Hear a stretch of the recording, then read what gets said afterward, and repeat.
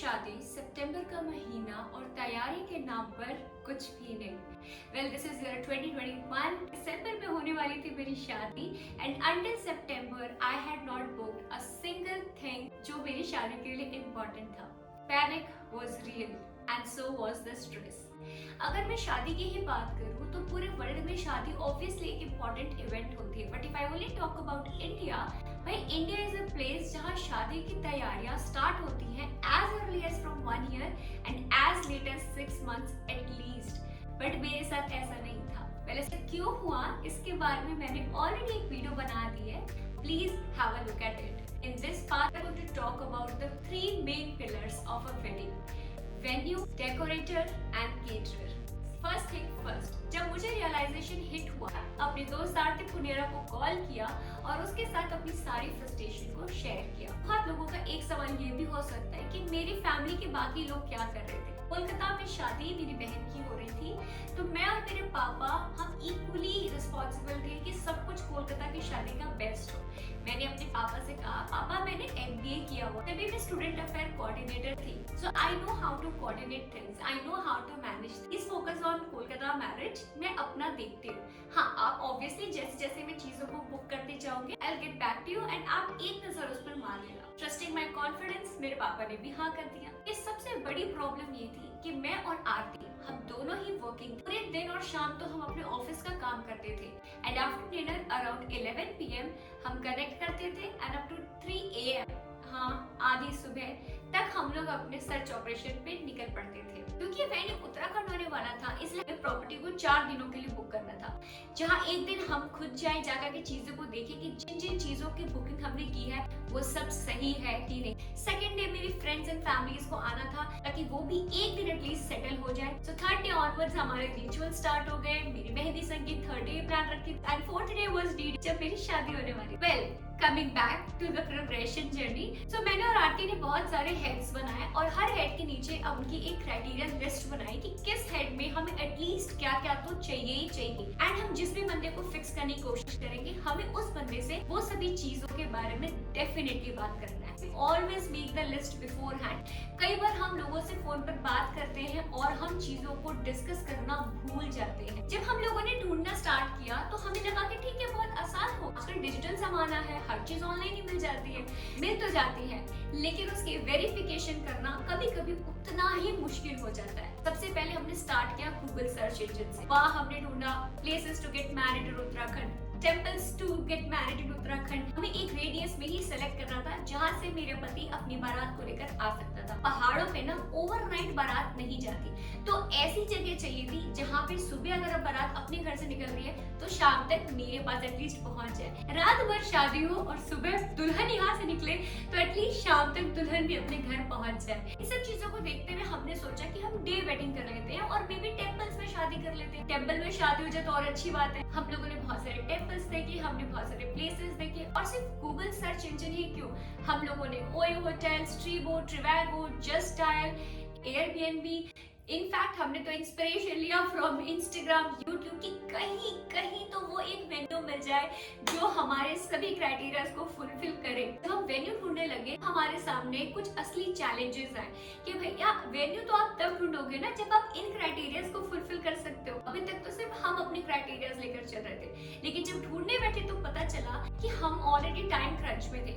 अब time crunch में हमारे पास इतना टाइम तो था ही नहीं कि जो वेन्यू बजट फ्रेंडली लग रहा है, जो वेन्यू देखने में बहुत सुंदर लग रहा है, वो वेन्यू हमारे लिए है भी कि नहीं, कि हम उसका फिजिकल वेरिफिकेशन नहीं कर सकते थे क्योंकि उसके इमेजेस ना रियल नहीं लग रहे थे। वैसे इमेजेस गूगल पे ऑलरेडी दूसरे होटल्स के नाम पे दिख रहे थे, तो हम वेरीफाई नहीं कर सकते थे, तो हमें वैसे होटल्स को हटाना पड़ा।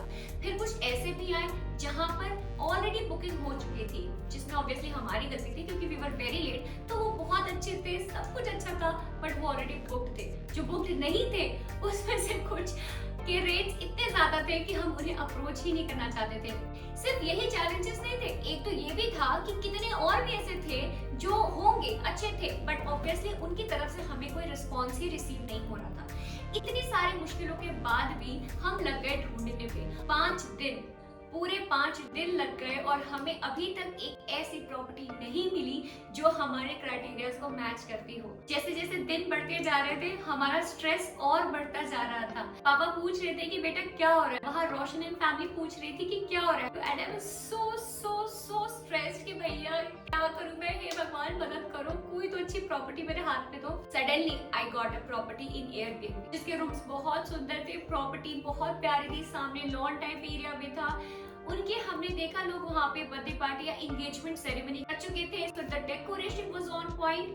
लेकिन कहते हैं कि हर चीज इतनी आसानी से इतनी अच्छी नहीं मिलती, कि वो जगह सिर्फ कुछ ही लोगों को हैंडल कर सकती है। इनकेस आपको नहीं पता, यूपी में हमारे नॉर्मल रिलेटिव्स भी 50 से कम नहीं होते, तो 50 इज मिनिमम। तो वहाँ पे मैं और मेरे रिलेटिव्स तो फिट हो सकते थे, लेकिन बारात का क्या, बारात कैसे आके रहती, वो लोग एडिशनली मेरे आके लोग साथ में सब लोग उस प्रॉपर्टी में नहीं रह सकते थे।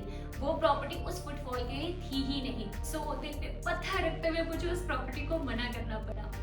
एंड अब मैं और आरती फिर पहुंच चुके थे पॉइंट 0 पे। लेकिन कहते हैं ना, जब आपको लगता है कि कुछ ही नहीं हो रहा, तब भगवान आपकी मदद करने आते हैं। सडनली मेरे एक दूसरा फ्रेंड सलीम ने मुझे कॉल करा। मैंने उसको अपनी सारी प्रॉब्लम बताई। मैंने कहा भाई शादी में तुझे तब बुलाऊंगी जब मेरी शादी का वेन्यू डिसाइड होगा, अभी तो मैं वेन्यू ढूंढ रही हूँ। क्योंकि सलीम ऑलरेडी होटल मैनेजमेंट में काफी एक्सपीरियंस्ड है और ये बात मेरे दिमाग से निकल चुकी थी। इसलिए जब भी ऐसी कुछ तैयारी करने जाओ, मेक श्योर कि आपके फ्रेंड सर्कल, आपके रिलेटिव सर्कल, आपके नोन सर्कल में क्या ऐसा कोई है जो ऑलरेडी इन चीजों की थोड़ी बहुत नॉलेज रखता हो। लिटरली वो एक दिन आया है और अगले दिन वो फिर एक प्रॉपर्टी लेकर आया और उसने कहा कि तुम लोगों ने ये प्रॉपर्टी देखी। भाई उस प्रॉपर्टी को देख कर ना पता चल रहा था कि वो आर्मी एरिया के आसपास की प्रॉपर्टी है। मैंने कहा भाई इसमें हमें नहीं करने देंगे शादी। तो उसने बोला पर तुमने बात की? मैंने कहा नहीं बात तो नहीं की। तो उसने बोला पहले बात तो करके दे। तो हम लोगों ने उन प्रॉपर्टी वाले को कांटेक्ट किया। ऑफ कोर्स ही सेड कि he'll get back to us in a day। Patience level बहुत ही ज्यादा खत्म होते जा रहा था कि नहीं प्लीज जस्ट से ये प्रॉपर्टी वाज सो गुड। हमने प्रॉपर्टी देखी, उसके बाहर एक लॉन था और क्या व्यू था। We were already head over heels to that property. अब वेन्यू तो डिसाइड हो गया, अब बारी आती है डेकोरेटर एंड केटरर की। ये दो भी एक्चुअली में ना बहुत इंपॉर्टेंट एस्पेक्ट होते हैं एक शादी के। देखो पहली बात है कि आप नहीं भूलोगे कि आपकी शादी का डेकोरेशन कैसा था, क्योंकि सारे फोटोज वीडियोस में डेकोरेशन दिखने वाला है। और दूसरी बात है आपके रिश्तेदार, शादी में आए हुए बाराती, कोई नहीं भूलेगा कि आपकी शादी में खाने का स्वाद कैसा था। इसलिए केटरर भी इंपॉर्टेंट है, इन दोनों को भी उतनी ही वैल्यू देनी थी। इसलिए हमारे टॉप 3 में यही 3 थे। इस वक्त मैं बात करने वाली हूँ केटरर के बारे में। मैं आपसे झूठ नहीं कहूँगी, केटरर का सर्च हमारे लिए कंपैरेटिवली थोड़ा आसान था, क्योंकि हमारे को पहले ही वेन्यू वाले ने यानी होटल वाले अंकल ने हमें ऑलरेडी बता दिया था कि वो भी 3 दिन में केटरिंग सर्विसेज देने वाले। अगर हम चाहें तो हम उनसे इन हाउस D-Day की भी केटरिंग सर्विसेज ले सकते हैं। तो हमारे पास एक ऑप्शन तो ऑलरेडी आ चुका था। मैंने आरती सलीम हम सब ने बैठ करके अपना सर्च ऑपरेशन वापस केटरिंग सर्विसेज के लिए स्टार्ट किया और जस्ट डायल गूगल, जहाँ से भी हम ढूंढ सकते थे वहां से हमने कुछ 5-6 को शॉर्टलिस्ट किया। हमारे साथ 2-3 प्रॉब्लम्स हो रही थी। पहली, हमें उनका टेस्ट नहीं पता था। हो सकता है वो बहुत अच्छे केटरर्स हो, लेकिन हमें कैसे पता? We could not taste their food। मान लीजिए मैंने उन्हें बुक किया, एडवांस पेमेंट करी, वो आए ही नहीं। मैं उन पे केस कर सकती हूँ, कुछ भी कर सकती हूँ, दैट इज ऑल सेकेंडरी। मैं शादी के दिन में खाना कहाँ से अरेंज करूंगी? इसलिए वहाँ पे एक नो शो अप रिस्क भी होता है। ये चीजें उनके लिए थोड़ी आसान हो जाती हैं जो फिजिकली इसको एटलीस्ट एक बार जाकर के वेरीफाई कर सकते हैं। अब क्योंकि मेरे पास ये ऑप्शन ही नहीं था, इसलिए हमने डिसाइड किया कि हम इन हाउस के साथ चल। ऑलरेडी 3 दिन की केटरिंग सर्विसेज दे रहा है, अगर कुछ भी टेस्ट में ऊपर नीचे हमें लगेगा, we can guide him and accordingly D-Day की केटरिंग हो सकती। तो यहाँ पे टेस्ट हम देख लेंगे, बट ट्रस्ट की बात गारंटीड थी कि हमें केटरिंग सर्विसेज डेफिनेटली मिल जाएंगे जिस दिन हमको चाहिए। Within 2 days I think we were able to finalise the caterer, जो कि इतना मुश्किल नहीं था। मुश्किल था हमारे लिए डेकोरेटर को ढूंढना, मेरे विजन को, मेरे वेडिंग इंस्पिरेशन को, जिस टाइप की शादी मैं चाहती हूँ उस टाइप के डेकोरेशन को ऑन फील्ड लाना, रियलिटी में कन्वर्ट कर। मेरे पास मेरे खुद के भी इंस्पो थे जो मैंने Pinterest से सेव करके रखे। इंस्टाग्राम पर ढूंढा, उतने अच्छे ऑप्शंस हमें नहीं मिले। जो मिले या तो उनके बजट बहुत ज्यादा हाई थे, या तो फिर हम उनके साथ डायरेक्ट बात ही नहीं कर पा रहे थे, क्योंकि चैट में होता है ना कि आप इंस्टाग्राम पे पहले आप भेजते हो तो वो रिक्वेस्ट सेक्शन में जाता है। एंड आई थिंक वो शादी के टाइम पे ऑलरेडी इतने ज्यादा rush, they were not able to get back to. हमारे पास डेकोरेशन को लेकर के भी हमारी एक क्राइटेरिया थी कि सबसे पहली चीज तो ये कि वो हमारे वेन्यू तक आए, क्योंकि हम जो भी डेकोरेटर को ढूंढ रहे थे ना, वो या तो नैनीताल के हो रहे थे, हल्द्वानी के हो रहे थे, जिम कॉर्बेट पार्क के हो रहे थे। अभी के लिए जो वेन्यू देखा था वो था रानीखेत में। तो अब यहाँ से रानीखेत जाने में अप्रोक्स 3.5-4 आवर्स लग जाते हैं। सो डेकोरेटर को वो पूरा ट्रैवल करके आना, समय बीतने लगा, 1 दिन 2 दिन 3 दिन। डेकोरेशन हमें कोई बहुत हैवी नहीं चाहिए था।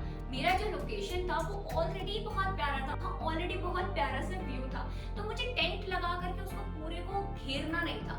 मेरे डेकोरेशन की डिमांड्स थोड़ी सी थी, बट थोड़ी सी डिमांड्स को समझने वाला डेकोरेटर मिलना उतना ही मुश्किल हो गया था, क्योंकि धीरे धीरे टाइम बढ़ता जा रहा था और अब हो चुके थे तो 16-17 सितंबर। हमें अब फाइनली एक डेकोरेटर को जल्दी से जल्दी फाइनलाइज करना था। वेन्यू की तरह भगवान जी ने इस बार भी मेरी मदद, और वेन्यू वाले अंकल का ही फोन आ गया कि बेटा आपने शादी के लिए डेकोरेटर बुक कर? नहीं अंकल, देख रहे हैं, आप बताइए। देन ही वाज लाइक हमारी नजर में एक है जो रानीखेत के ऑलमोस्ट सारे डेकोरेशंस को देखते हैं। 2 मिनट के तो लगा कि घर बैठे बंदे को मैं दुनिया में ढूंढ रही थी, इसलिए तो वो मुझे मिल नहीं रहा था। बट 2 मिनट के लिए ये भी लगा कि यार अंकल सजेस्ट कर रहे हैं, क्या बताएंगे, कोई पार्टनरशिप हो, कमीशन एक्सचेंज का हो या कुछ भी। बट मुझे तो डेकोरेटर चाहिए ही था, एंड अगर वो रानीखेत का ही डेकोरेटर है सो आई एम श्योर कि वो ट्रैवलिंग एक्सपेंसेस तो ऐड करके नहीं बोलेगा। So let's at least talk to him, उनके एक्सपेंस तो पता करते हैं। तो ऑब्वियसली मैंने आरती सलीम ने उनके साथ एक कॉन्फ्रेंस कॉल लिया, उन्हें बताया कि हमारे ये इंस्को है। उन्होंने कहा हाँ मैं कर दूंगा। We were just so happy। हमने कहा ठीक है, आप हमें सैंपल भेजिए, एंड उनके सैंपल में वो काम था जो हमें चाहिए था। I was on cloud 9। Literally मैं जिस बंदे को यहाँ वहाँ जहाँ ढूंढ रही थी, रानीखेत में, हमने अंकल से कहा थैंक यू सो मच, आपने इन्हें हमें रेकमेंड किया। और इन डेकोरेटर भैया की सबसे अच्छी बात ये थी कि एक मुझे बहुत अच्छा लगा कि वो बहन करके बात कर रहे थे। सो एक था कि हाँ बहन तुम चिंता मत करो, तुम बहन हुई तो हमारी बहन जैसी हुई, हमारे पहाड़ों में आ रही हो, पहाड़ों में शादी कर रही हो, अरे हम तुम्हारी शादी में बहुत अच्छे से काम करेंगे। ठीक है, थोड़ा फ्लैटरिंग था पर मुझे तो अच्छा लगा। दूसरी बात, उन्होंने उनके सारे जो पास्ट वर्क है वो कहीं ना कहीं मेरे इंस्पो से मैच करते हैं। मैंने उन्हें अपना इंस्पो भेजा, उन्होंने कहा हाँ ये हो सकता है।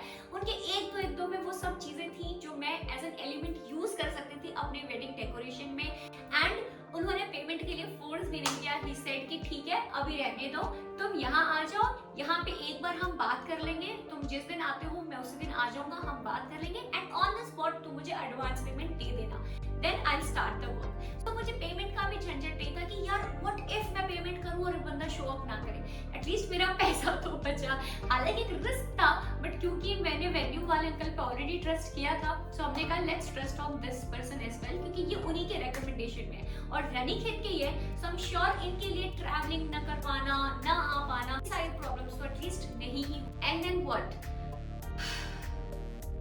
चैन की सांस ली कि फाइनली मैंने अपनी शादी के लिए venue, decorator and caterer, in 3 important aspects को बुक कर लिया था। मुश्किल था, थोड़ा पैनिकिंग सिचुएशन थी, थोड़ी गलतियां की हैं चीजों को, लेकिन ऑब्वियसली आई एम श्योर इसमें से कुछ ना कुछ आपके काम आया होगा, कुछ ना कुछ आपने ऐसा रेफरेंस लिया होगा। मैंने किस वेन्यू को बुक किया, मैंने किस डेकोरेटर भैया की हेल्प ली और मैंने कहाँ से केटरिंग सर्विसेज ली, ये सब मैं ऑलरेडी डिस्क्रिप्शन में मेंशन कर दूंगी। इन केस मेंशन ना किया हो तो आप बस एक बार मुझे कमेंट में याद दिला देना, मैं वापस से जाकर के डिस्क्रिप्शन में अपडेट कर दूंगी, बिकॉज उन लोगों ने बहुत अच्छा काम किया with respect to the service they give me. I always recommend them to everybody who is getting married. जाओ आप जाकर के उन लोगों से सर्विसेज लो।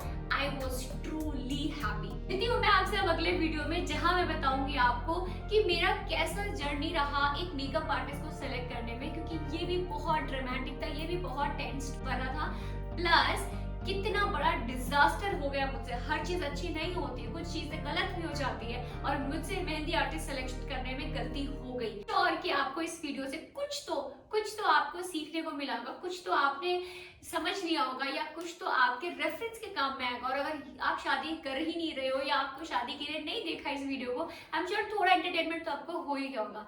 मिलती हूँ आपसे अगली वीडियो में, तब तक के लिए बाय बाय।